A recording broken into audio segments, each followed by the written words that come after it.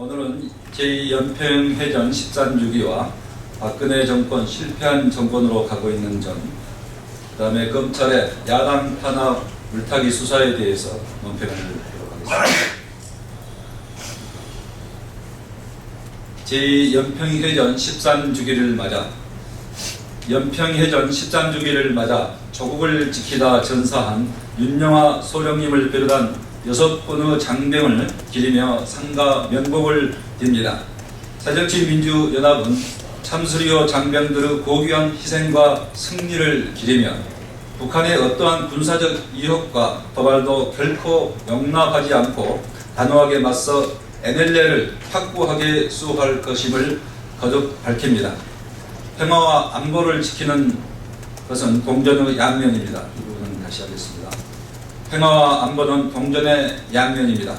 안보를 지키는 것이 곧 평화이고 평화를 지키는 것이 곧 안보입니다. 그런 점에서 평화를 파괴하는 일체의 무력 도발을 용납하지 않겠다는 것이 햇볕 정책의 최우선 원칙이었음을 상기시키고자 합니다. 이는 새정치민주연합이 단 한 번도 포기하지 않는 원칙이며 앞으로도 바뀌지 않는 확고한 원칙입니다. 튼튼한 안보는 평화의 길이고 민생의 길입니다. 튼튼한 안보의 바탕 위에서만 화해와 협력을 통한 민족의 공동 번영과 한반도의 평화를 실현할 수 있습니다. 박근혜 정권 실패한 정권을 자초하고 있습니까? 여권이 내분에 휩싸여 있습니다. 청와대와 이 부분 다시 하겠습니다. 청와대가 여당의 원내대표를 찍어 누르고 여당 원내대표는 대통령께 반성문을 쓰는 전대미문의 상황입니다. 문제의 핵심은 지금 정부 여당이 한가하게 당내 권력 싸움을 할 때인가 하는 점입니다. 메르스 사태로 인한 피해와 국민의 불안이 그 어느 때보다 큽니다. 더욱이 메르스 사태로 경기마저 곤두박질하고 있는 상황입니다. 메르스와 감염 피해, 경제 회복을 위해 정부 여당이 밤을 새워도 모자랄 판에 청와대와 새누리당, 친박과 비박이 권력 다툼으로 나를 지새우고 있으니 답답하기 그지없습니다. 사태가 이런데도 청와대는 새누리당에 대한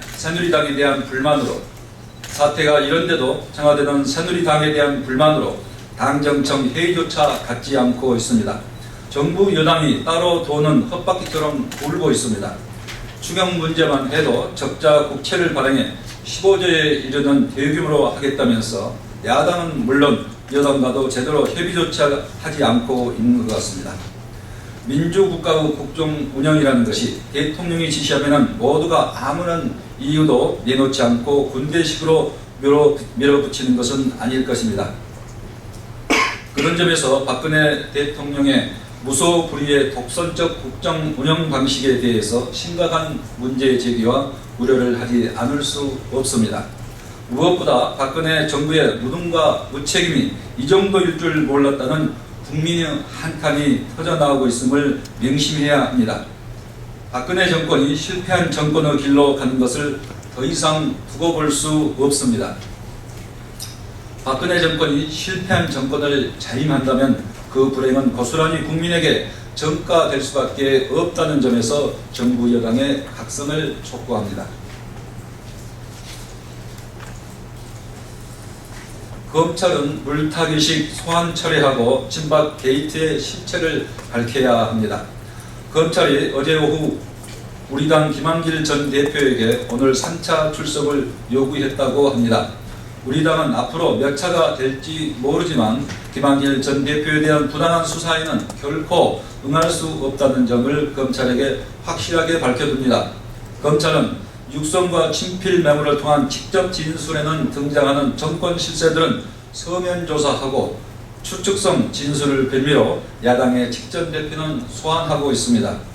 여권과 야당에 대해 이토록 확연히 다른 검찰의 잣대를 보며 어느 누가 성의 없는 수사이고 야당 탄압이 아니다라고 말할 수 있겠습니까?